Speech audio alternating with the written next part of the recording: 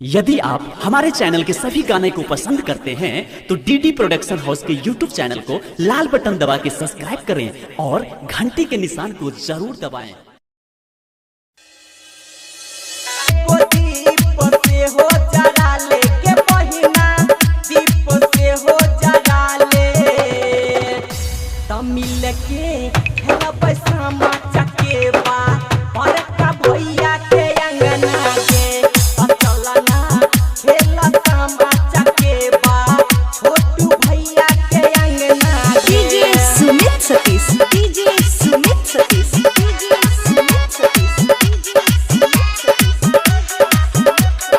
Presented by DD Production House, Sakri.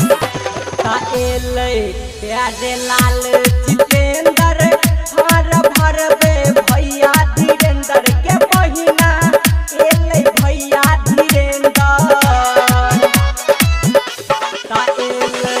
प्यारे लाल जितेंद्र हर भरबे भैया धीरेंद्र के बहिना एले भैया धीरेंद्र तहिल मिले चल सब सखी बैजू भैया के अंगना गे चलना बड़का भैया के अंगना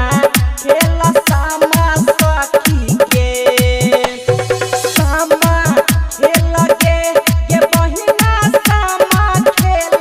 गे चलना राघव भैया के अंगना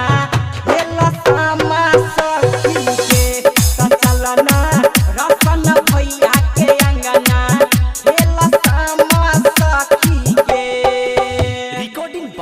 डीडी प्रोडक्शन हाउस सकरी 97 084 45 722।